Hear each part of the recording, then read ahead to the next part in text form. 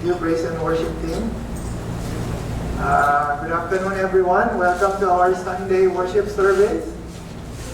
We're thanking the Lord again for this beautiful Sunday. I heard next week, malamig na daw. It's gonna be cold next week.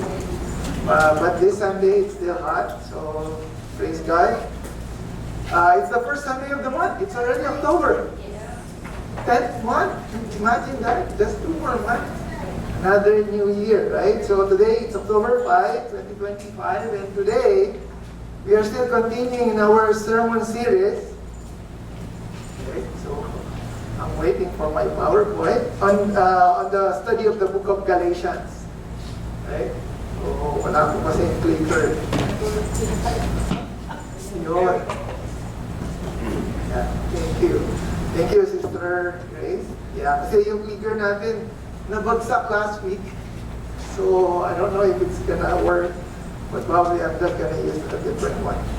So, last time we have covered chapter 2 of Galatians. Remember, I'm doing a series in the book of Galatians, right? So, we finished chapter 1, and then last week we did chapter 2, and today we're going to do chapter 3. And as mentioned, the letter of Paul to the Galatians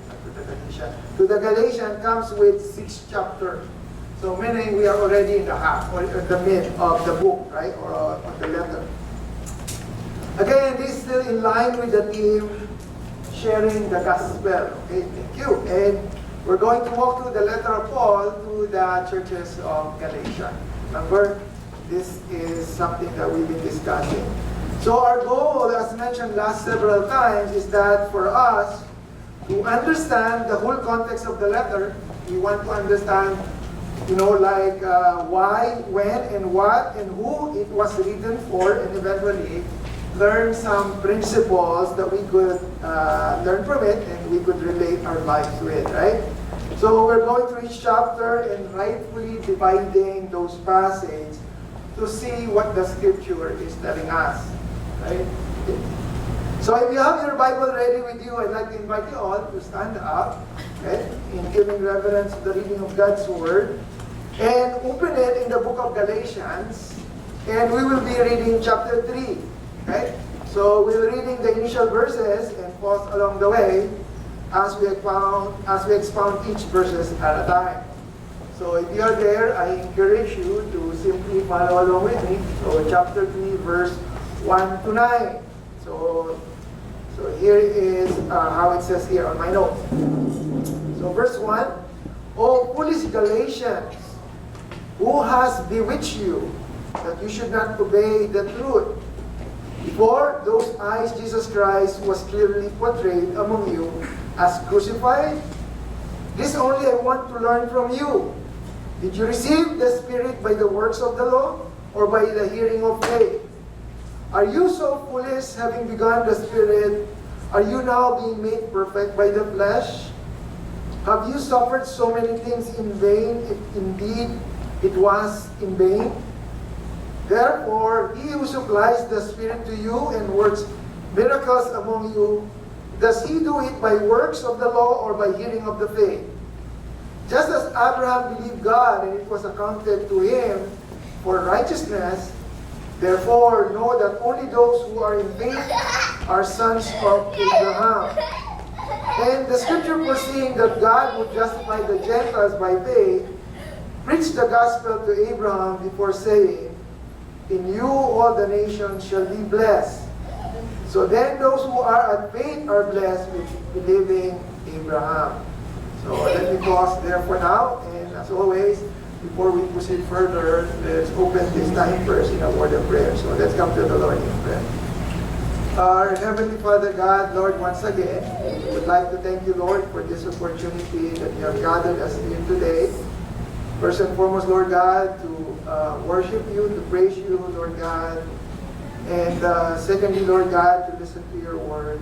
Lord, we pray that as we hear your message for this afternoon, Lord, you open our hearts and our minds. And be the deliverer of your word, Lord God. Use me only, Lord, as your footstool, as your instrument, Lord God, to deliver your message. Be glorified in our midst, Lord God, and Lord, we pray that you and you alone will be glorified in the center of our congregation. this we pray in Jesus' name. Amen. So you may now all be seated. So by the way, the title of our message is O Foolish Galatians, Lessons of Faith. Okay, so that's the title of our message. And before we jump directly to it, allow me first, just like last time, to do a quick recap or to do a quick review of what we already covered last time. Again, this is to help us understand and remember what we have learned so far from the previous chapter so that there would be continuity. Right? So para alam natin kung saan tayo natapos at saan tayo tutuloy. Because remember, this is a series in the study of the book of Galatians. So there would be continuity in the previous lesson. But I think by now, I guess everyone is kind of familiar with, with the letter. I guess, some of us have already the idea or been acquainted with this letter is all about. And somehow we understand the context of the letter. But for those who join us late in this series, here's a short background. Gusto ko magbigay ng short background, okay? So Galatians is here, Paul is writing a circular or corrective letter to the churches in Galatia. So you remember that PowerPoint, yeah.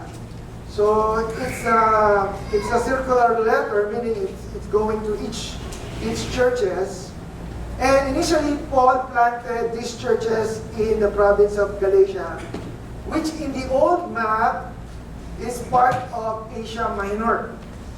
But on the current map, in our map today, it would be part of modern Turkey. Okay? Paul has left these churches that he planted and established in Galatia. Iniwan niya yan eh. Only to find out that since he left, some of the Judaizers have come to spread false doctrine. When Paul left the churches that he planted, here comes the Judaizer spreading false doctrine. Judaizers were people who were Jewish, and they believed that Jesus was and is the Messiah, and that everyone should trust Jesus as Lord and Savior, but at the same time added that one needs to keep the Mosaic law in order to be fully and legitimately saved. So they do believe the Lord Jesus Christ as the Messiah, but not only that, they believe that one person needs to follow the Mosaic law. So they're adding the obedience of the law for salvation, specifically targeting the Gentiles. Judaizers were preaching Jesus plus telling the men that they need to be circumcised. So they're telling, you have to follow Jesus Christ, but at the same time, you have to undergo circumcision. Yun ang tinuturo nila. They are telling everybody that it was Jesus plus you have to keep the Jewish festivals and traditions. They were imposing among the people the belief that yes, Jesus is the Messiah, but you also need to do other things to really be saved. So meron sila plus, right? Just like what I mentioned last time.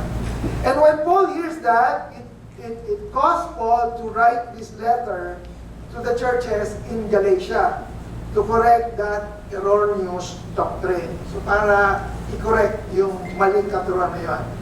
And this is what the letter is all about. Ito yung background, short background ng book or letter of the Galatians.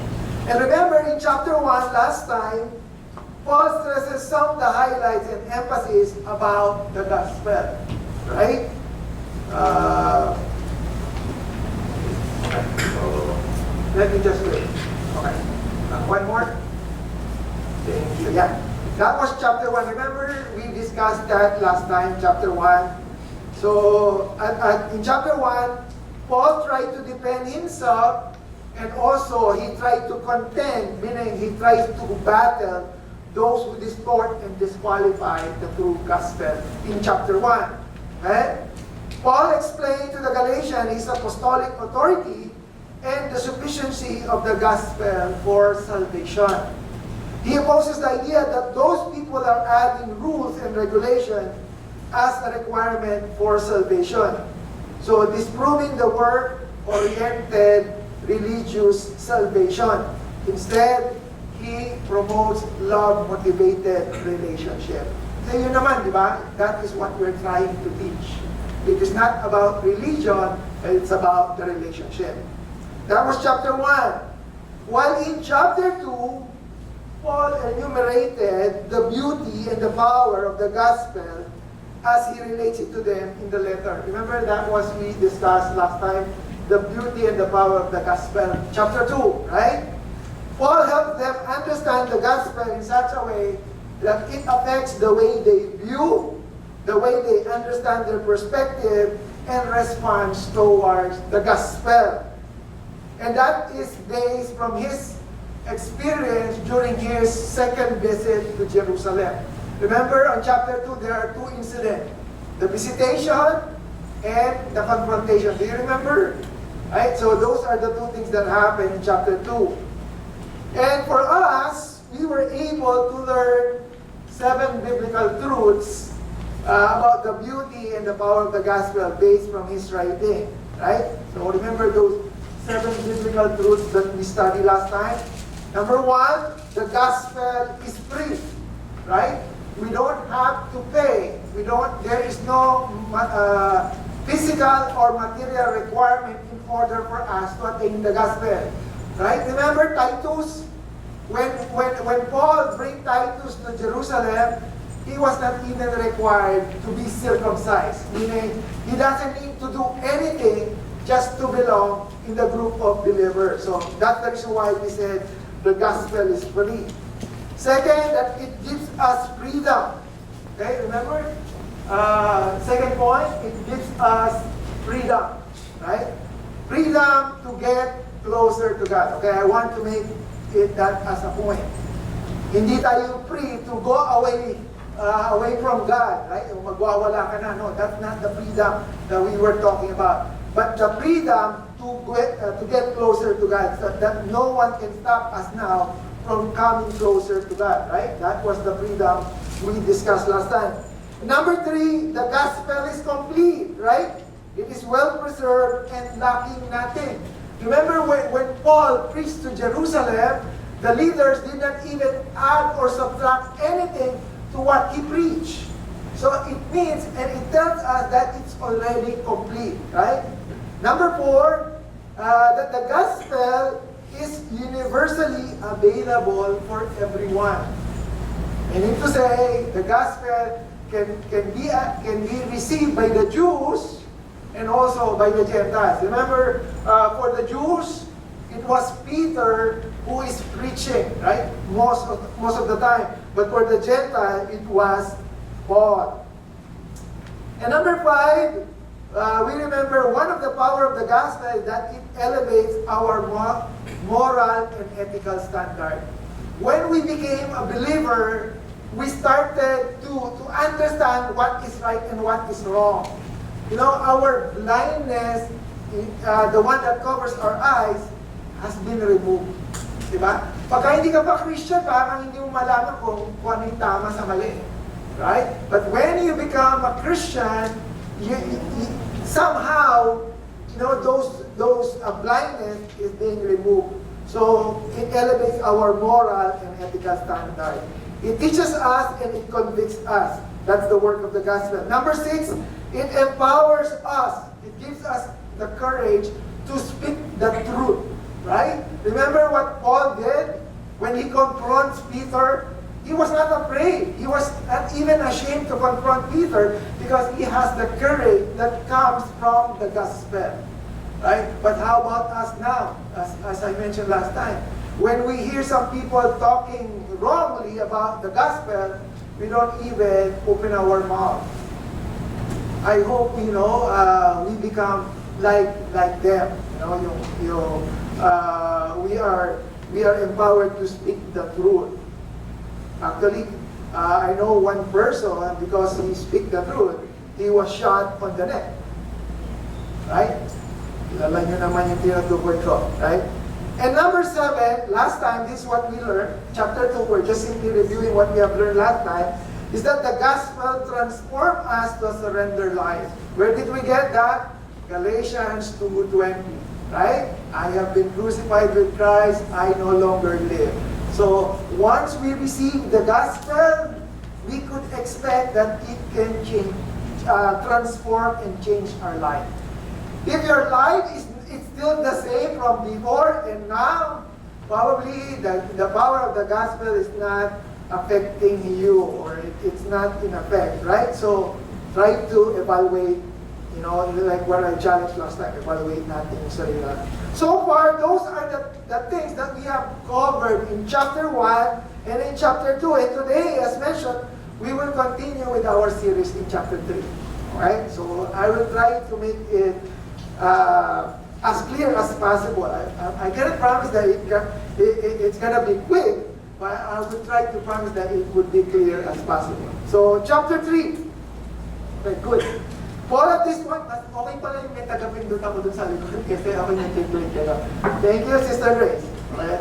At this point, Paul will try to help them before and us now, what? To understand and learn the important timeless truth. Truth that is even applicable to us today. There is one timeless truth that Paul would like to pound on chapter 3. And that truth is here. Yeah, very good. A person is only saved by grace alone, through faith alone, and in Christ alone. Can I get an amen to that? Amen. Right?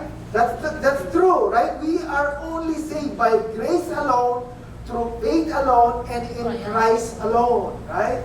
So this is what Paul is going to pound or to drill on chapter 3, on this central theme. Ito yung ibubuhos niya, yung sa letter niya. And I might everyone that this is important for us too, right? Because remember this. Actually, I was talking to my wife, and we were sharing this.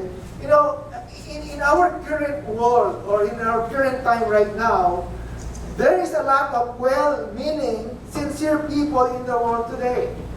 When we say well-meaning and sincere people, sila yung mga tao na mababait naman, right? They are good. And in fact, some of those might be with us, or probably some of us who's listening to our video in YouTube, who have the idea in mind that it is important to be a good person, because being a good person would kind of give us a pass to enter heaven. No, there are some people who believe it that way. Na pagka mabuti ka, when you are good, somehow you will get a pass to enter heaven. They are sincere, right? They are well-meaning people. They don't have any bad intention. But as noble and wonderful as it is, listen to this, there is no amount of good works that will help us get past into heaven. Amen. Kahit ano pang kabutihan yung magawa natin in terms of word, that will not give us a pass to heaven. No one is good enough to get to heaven by virtue of good works. That's my proposition. A person is only saved by grace alone, through faith alone, and in Christ alone. And in this chapter, Paul is now going to elaborate and expound further the idea of the sufficiency of faith for the gospel. Yan yung, sabi ko nga kanina, that is what Paul is going to drive to his listener or to his audience. That because of that, we are fully, truly, and totally saved. Sufficient na yung faith. Work, don't get me wrong. There is some benefits of doing good works. But in terms of achieving the gospel, it is only through faith. Okay, let me recall this. In chapter 1, Paul's intention was to make the Galatians acknowledge his authority and present to them the true gospel. Remember, that was his intention in chapter 1. Para i-defend yung sarili niya because a lot of people is questioning his authority in chapter 1. And in chapter 2, his intention is for them to understand the context of the gospel, learn its beauty and power, and here in chapter 3, the intention of Paul is to make the Galatians realize that the gospel can only be attained by faith through Jesus Christ. I keep on telling this, I keep on drilling this, because this is the main theme of chapter 3. That we can only attain the gospel through faith in Jesus Christ. And to do that, like what I've said, Paul is going to present 5. Oh, ang bilis nga. Okay, so, yeah. And to do that, it's okay. Paul is going to present 5 convincing arguments to prove it to the Galatians. Okay, so what are you trying to say, Pastor Adel? What I'm trying to say is that in his letter on the 3rd chapter, Paul is going to give us 5 defense why he states that it is only through faith that we can be saved. Okay? Right? So, yun yung pag-aaralan natin. That is what we will be looking for today. We're going to understand those arguments that Paul articulates. And as we go through each of this argument, I want us to think that this is presented by Paul for them and for us now with one intention. And that is to prove that the point that it's all about faith. That is what he's trying to drill down here. It's all about faith. This will be 5 lesson points for today, starting with point number 1. Okay, let's go back. Point number 1. Okay? Yeah, okay. Here, dito muna. So, what is the argument that Paul is going to present here? First, to convince them that it is all about faith, Paul is going to use the argument from the experience of the Galatians themselves. Paul is presenting to them a defense of faith based from their own experience, and he will be presenting to them an argument that points out that their faith is the one that brings them favor from God. What are you trying to say, Pastor Dan? Paul is basically going to prove to them that it is because of their faith that the reason why God gave them favor. Okay? Paul is, in the following verses, will present 2 important states or standing as to where they currently position and where they are heading to. Yung kinatatayuan nila. Right? So, let's look at it again in verse 1. Okay, next, kapatid. Thank you. Here. Oh, no. Go back. 2 na yan. Yan, ganyan mo na. So, verse 1. Ito pa lang tayo. So, sabi doon, diba, this is what we have read a while ago. Let me read it again. Sabi niya, "O foolish Galatians," o mga foolish, "who has bewitched you?" Sino daw ang kumulam sa inyo? Sabi niya gano'n. "That you should not obey the truth before whose eyes Jesus Christ was clearly portrayed among you as crucified. This only I want to learn from you. Did you receive the Spirit by the works of law or by hearing of faith?" Oh, let me pause here. Ang sabi ni Paul, what Paul said here is, he could not understand, he could not even comprehend. Anong nangyari sa inyo? Bakit kayo parang naging sira? Foolish Galatians, right? Sino yung kumulam sa inyo? Who have trick you? Sabi niya gano'n. You have already seen by your own very eyes how I explained to you the death of the Lord Jesus Christ, right? Sabi niya gano'n, no? That you should not obey the truth before whose eyes, in your eyes, was clearly portrayed among you as crucified. Ipinaliwanag ko na sa inyo kung paano namatay ang Panginoon. I already explained to you how the Lord Jesus Christ has been crucified, right? You already received it, then why are you why are you so foolish? Basically, that is what he is saying here.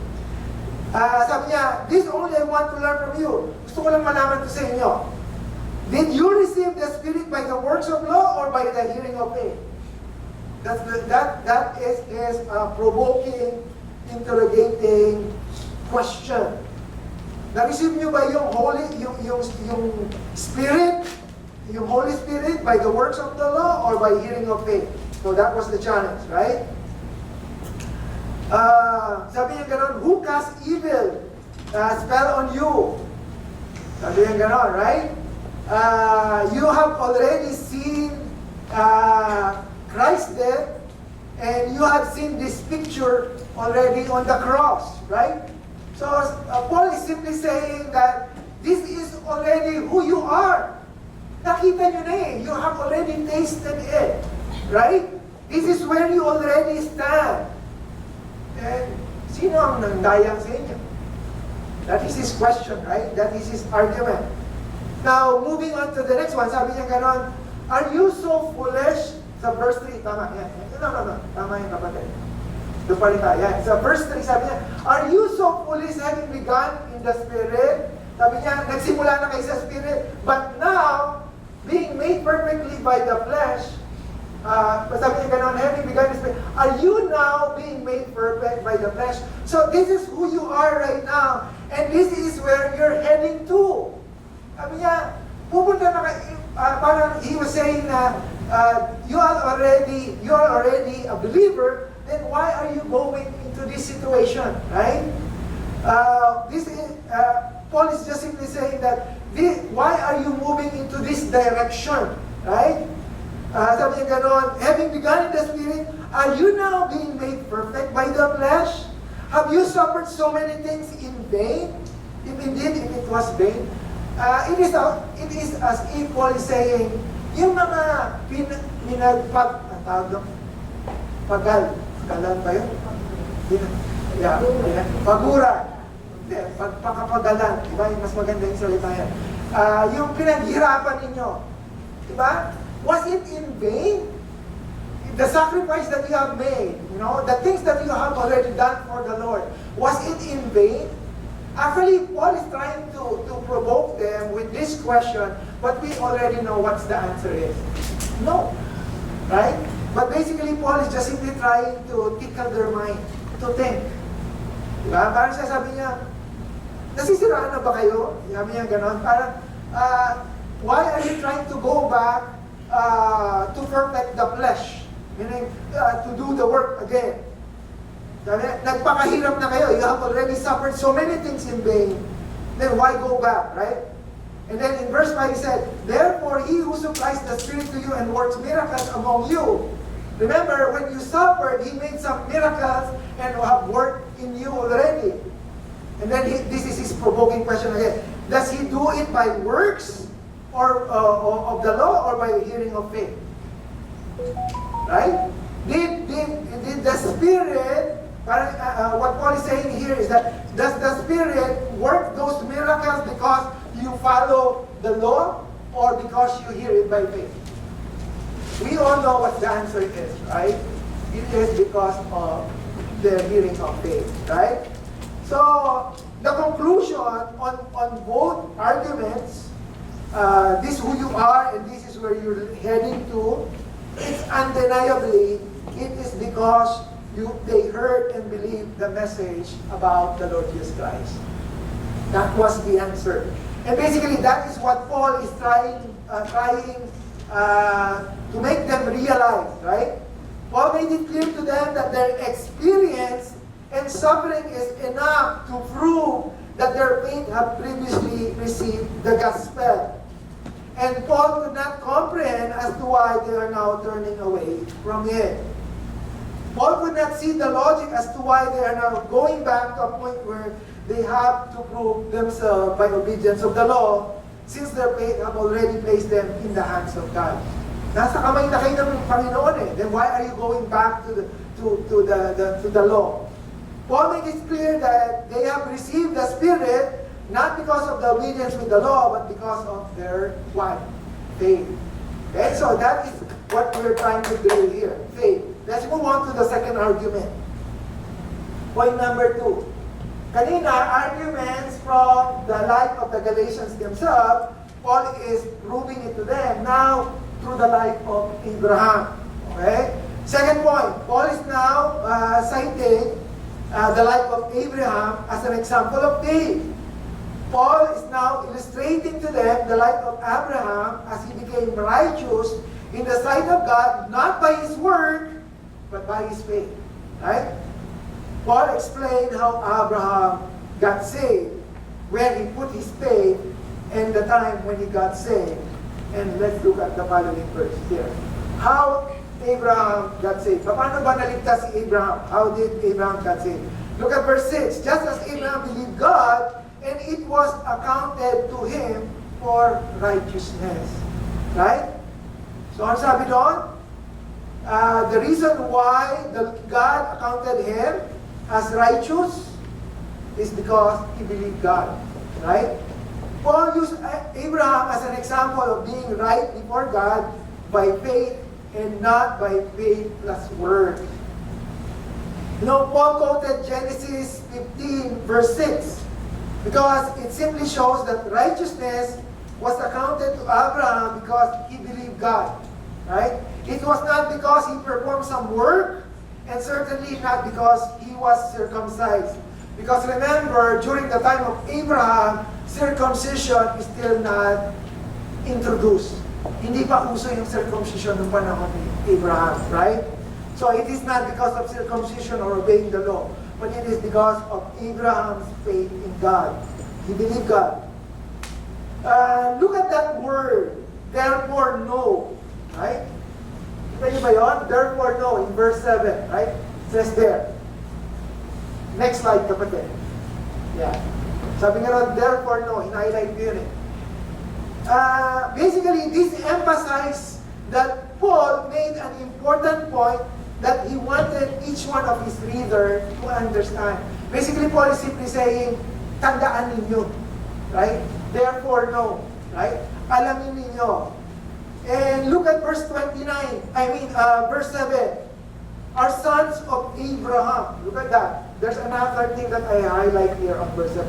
Are sons of Abraham. Sabi nga, therefore know that those who are at faith are sons of Abraham. You know, why did you highlight that, Pastor? What's the importance, right? It's just a simple statement. Actually, this statement was a strong rebuke to the Jewish Christians that time, right? Because those Jewish Christians are trying to bring the Gentile Christians under the law. Remember, the Jewish are saying that they have to follow the Mosaic law. They have to convert from being a Gentile to become a Jews. But here, when Paul mentioned here, anong sabi ni Paul? How can you become a follower and a believer of God? Do you have to convert from being a Gentile to the Jews? No. He just simply said, it is through your faith that you become a believer and you become sons of Abraham. It's not about circumcision that you became sons of Abraham. It's about your faith. Okay? Again, it's all about faith. Okay? They believed they were superior, the Jewish Christians during that time, because they descended from Abraham and they have observed the law. But Paul said that the most important link to Abraham was not the link of genetics or not the link of works, but by the link of faith. Okay? We are connected to Abraham. Me, I'm a Gentile. I am connected to Abraham because of my faith, not because of my blood lineage or lineage, right? So, still, how did Abraham get saved? Because he believed God. Okay? And also, I highlighted that word foreseen. Asan ba yun? There you go. In verse 8, the scripture foreseeing that God would justify. This is very important for us to know. Because here, Paul observed that even, look at this, back in Abraham's day, it was clear that the blessing of righteousness by faith was intended for every nation, for Gentiles as Jews as well. What are you trying to point out, Pastor Dan? Basically, what I'm trying to point out is that even during the time of Abraham, it is already through faith. Panahon pa lang ni Abraham, faith na. See, it says there, the scripture foreseeing that God would justify the Gentile. Noon pa lang, nakita na ng Lord na i-justify niya mga Gentile. At that point already, nakita na ng Lord, right? Sabi gano'n, beforehand, saying, in you all the nations shall be blessed. Not only the Jews, but also the Gentiles. Right? So meaning, when the Lord speak to Abraham in Genesis, God have already given the promise that everyone will be saved and will be blessed, not because of their works, but because of their faith. So that's how important faith is. So where did Abraham put his faith to? Let's look at the following slide. Saan ba nilagay ni Abraham ang kanyang faith? Ang sabi dyan, Abraham and his, sabi gano'n, now to Abraham and his seed where the promise was made. Paul is saying here, brethren, I speak in the manner of man, though it's only a man's covenant, yet it is confirmed, no one annuls or adds into it. What does Paul, why did Paul mention that? Right? Sabi niya, brethren, I speak the manner of man. Did you see that? Did you catch that? No. Basically, Paul first wants to establish the principle that even with the covenant among men, the covenant stands firm once it is made. Meaning to say, kung may covenant ang mga tao, it's already firm. How much more the covenant that man and God would have? Right? Yun ang sinasabi niya dyan. That is what he meant. Right? Paul points, it's not really about the covenant among men, but what he says is that how much more certain is a covenant God makes. Kung yung sa tao, hindi na-break eh. How much more yung sa Panginoon, right? And where did Abraham put his faith? Ang sabi doon, to Abraham and his seed, where the promise or where the covenant was made. And let's look at the covenant in in Genesis chapter 22. Here, I want you to read.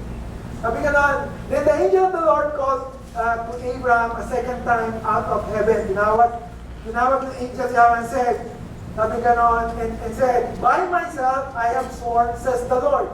It's the Lord who's speaking here, not the Father. Because you have done this thing, referring to the sacrifice he did for Isaac, and have not withheld your son, your only son, sabi niya, hindi mo pinagkait. Kasi, di ba, sabi niya, sasaksakin niya nga, di ba, si Isaac, yung hinandog niya si Isaac, sabi niya ganon, blessings, I will bless you and multiplying, I will multiply your descendants. Listen, look at that, your descendants, as the stars of the heaven and the sun, which is on the seashore. Ganun daw kadami yung magiging the descendants of Abraham, right? As many as the stars and the suns in the sea. And your descendants shall possess the gate of their enemies. But look at verse 18. In your seed, all the nation of the earth shall be blessed, because you have obeyed my voice. Look at that word seed. That seed refers to the Lord Jesus Christ. It's not seeds with S. It's seed, meaning singular. And God is referring to in your seed, darating yung time kasi ang Panginoon lalabas ang lineage ni Abraham, right? So that is where the covenant was made. The Lord is saying, here's my covenant to you. You will multiply, and at the same time, in you, the Messiah will arrive through your lineage. Yun yung covenant, that was the covenant that God the Father gave to Abraham. And that is where Abraham put his faith into, to the promised Messiah. Right? So Abraham was saved by his faith through the promised Messiah. So even Abraham was saved by faith. Okay? So this is just simply what I'm trying to articulate here so that we could all understand. So how did Abraham got saved? He believed God. He believed the promise of God. Where did Abraham put his faith to? He put his faith on the promised covenant of God to the promised seed that all nations of the earth shall be blessed. Doon niya inilagay yung kanyang faith. And when did Abraham got saved? Let's look at the next slide. This is when. Kailan pa siya naligtas?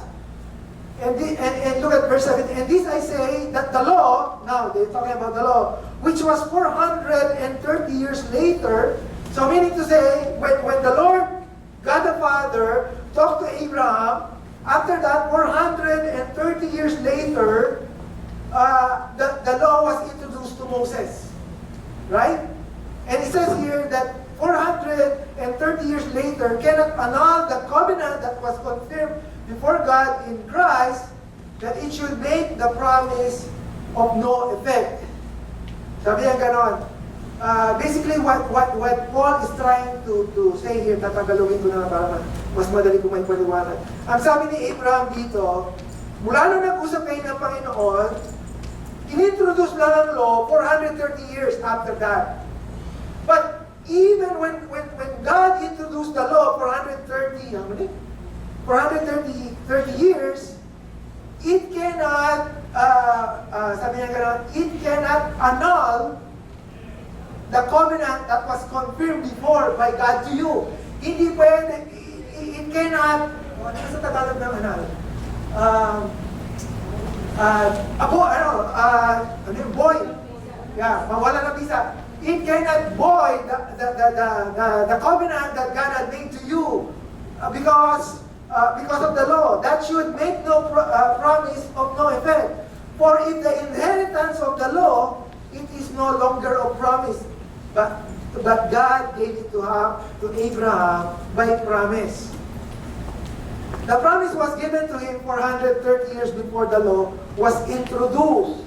So technically speaking, if we would count it, Abraham was saved by God through faith even before the law was introduced. Hence, we could say that salvation is definitely not the way, hence we could say that the work is not definitely the way for salvation. Okay? So I have a few more minutes na lang. Second step pa lang. So yan. Okay, so what's my point?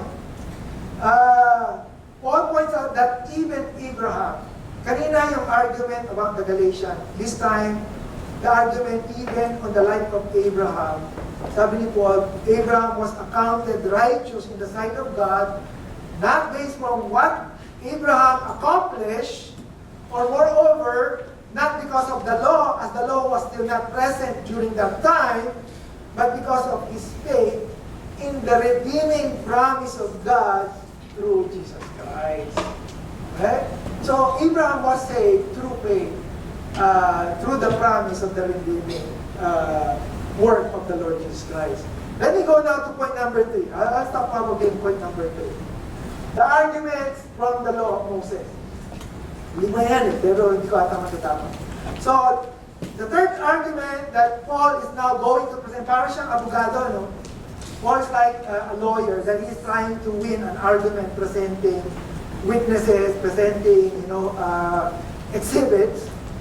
And here, Paul is now going to use an argument based from the law itself. Right? Paul will discuss two things at this point. First, he will discuss the problem of the law. He will highlight the issue as to why the law cannot save. And secondly, he will also explain the purpose of the law, its intent and its design, in which he is hoping that through the explanation, eventually they will become convinced and believe that the law will not bring salvation to man, but rather it is through faith. So now let's look at the verse, the problem of the law. Here, verse 3, chapter 3, verse 10 to 12. What's the problem of the law? Let me read. For many as are of works of the law are under what? A curse. Sa Tagalog, sumpa. Right? For it is written, cursed is everyone who does not continue in all things which are written in the book of the law to do them. So sabi ka lang, yung hindi daw makakasunod, may sumpa. Complete hindi pwedeng one only. Right? So among the many laws that was introduced, you have to perfectly complete it. Else, you will be cursed. You will be sumpa, right? I mean, but that no one is justified by the law in the sight of God is evident. For the just shall live by faith, yet the law is not of faith, but the man who does them shall live by them. Okay, so now, Apostle Paul is trying to quote something from the Old Testament, specifically from the prophet Habakkuk. No? Sabi ganon, Paul used here to show that the just might live by faith. That statement that the just will live by faith, it was quoted by prophet Habakkuk in the Old Testament. So what did the prophet Habakkuk says? The just will live by faith, right? Meaning to say, those who will be justified by God will be justified not based from work, but based from what? Okay, yun ang sabi ni Prophet Habakkuk, right? Not by the law. Because being under law isn't the way to be found just. Hindi ibig sabihin na porque we are under the law, we are already justified by God. Right? The government can come up with the law, and living under the government doesn't mean that we are already justified by God. The only way we could be justified by God is through our faith. Right? Again, it's all about faith. And look at this. Sabi niya ganon, we can only be justified by God only once we live on it. Right? Okay, Pastor Adel, sabi mo, the just are going to be, the just, sabi niya ganon, the just will live by faith, right? They will live by faith, they will be justified. And here, another explanation is that only those who live it will be justified. Right? So, it's not necessary that you know what faith is, meaning you will already be justified. You have to live it. Right? Because a lot of people understand faith, theoretically, by brain cells, but they're not living faith, right? Even the Old Testament prophet is saying that to be justified by God, it is through faith, and it is by living in it, not by the law. Okay? So it's clear, right? By faith and not by the law. And, just a side note, in attempt to better understand the purpose of these laws, the Jews and the Christians, somewhere along the way, categorized them into three. This has led the distinction between, next slide, kapatid, marapit na ako matapos, tapusin ko lang, third point lang, then I'll continue with the next one. There are three types of law in the Old Testament. Okay? Moral law, ceremonial law, and the judicial or civil law. Okay? Ito lang yung three types of law. Actually, when God gave the law, wala namang distinction eh. But because of, for us to, somewhere along the way, the Jews and some Christians in the old times, they tried to, okay, let's identify anong klaseng law to. Right? So, just to give you some background what these laws are. Moral law, okay? Sometimes known as ordinances. And these are said to be based on God's holy nature. As such, the ordinances are holy, just, and unchanging. Right? So, ibig sabihin, ang moral law pala, it was based on the nature of Holy God. Kung ano yung nature niya, yung attributes ng Panginoon, doon binase yung moral law. Right? So, the moral law encompasses regulation in justice, respect, sexual conduct, and it includes the Ten Commandments. It also includes penalties for failure to obey the ordinances, Moral law does not point people to moral law does not point people to Christ. It merely illuminates the fallen state of all mankind. So parang pinapakita niya lang kung gaano tayo karumi. That's the moral law. Okay, what about the ceremonial law? Ceremonial law, sometimes called as custom of the nation. This law seems to focus the believer's attention to God. They include instruction regarding right standing with God. Okay, so let's see the distinction. Let me give you a good example for ceremonial law. Ceremonial law are like yung mga sacrifices and other ceremonies regarding uncleanliness, yung washing of the hands. Those are ceremonial law.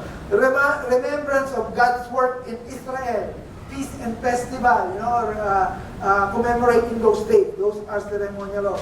Regulation meant to distinguish Israelites from pagan neighbors, like dietary, yung mga kinakain, and their clothing. Those are considered ceremonial. Kung ano yung isusuot, kung ano yung kakainin, those are ceremonial law. Okay? Moral law is like the Ten Commandments. Okay, what else? Signs that points to the coming Messiah, the Sabbath, the circumcision, the Passover, the redemption of the firstborn. Those are all ceremonial laws. So what is moral law? Moral law is something to do with God's holy nature. Yung doon nakabase yun, yung mga ordinance. Ceremonial law, ito yung mga tradition, yung mga sinusunod na gagawin. And lastly, the judicial or civil law. These laws were specifically given for the culture and place of the Israelite and encompasses all moral law except the Ten Commandments. So lahat ng naka-encompass sa moral law except the Ten Commandments is part of the judicial and civil law. This includes everything from murder to restitution for man wounds by an ox and the responsibility of man who dug a pit to rescue his neighbor's dropped donkey. Remember on the Old Testament, may mga ganun pa na pagka humukay ka ng balon para dun sa donkey o pagka nasaktan ka ng alagang hayop ng kapitbahay mo, dito pumapasok yun sa yung law about that, sa judicial and civil law. And these laws are all written in the 5 Pentateuchs, the 5 books of law, right? Okay, so why mention that, Pastor Adel? I would like to mention that so that we could understand that not everything has been removed. Alin ang hindi na effective nowadays? Alin na yung tinanggal dito? Ceremonial. Kasi wala na, hindi na tayo sumusunod dun sa mga ceremonies, di ba? Wala na yun. How about the judicial and civil law? Yung puputulin yung daliri mo. We're not doing that anymore, right? How about moral law? Ten Commandments. Are we still following it? Yes. So, what are you trying to say, Pastor Len? What I'm trying to say is that not everything is going to be removed. Probably, moral law will be improved. Diba? Sinamarize ka ng Panginoon eh. Ten Commandments, He summarized it into 10. He never abolished it, but He improves it. Let me use that word improve. Right? So, alin na hindi na sinusunod? Ceremonial. Wala na, hindi na tayo sumusunod sa ceremony. Right? Yung mga ibang ceremony. Right?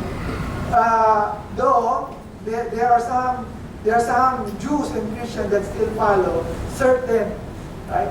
So, on my personal point of view, if it has something to do that makes us closer to God, then continue it. But the Ten Commandments,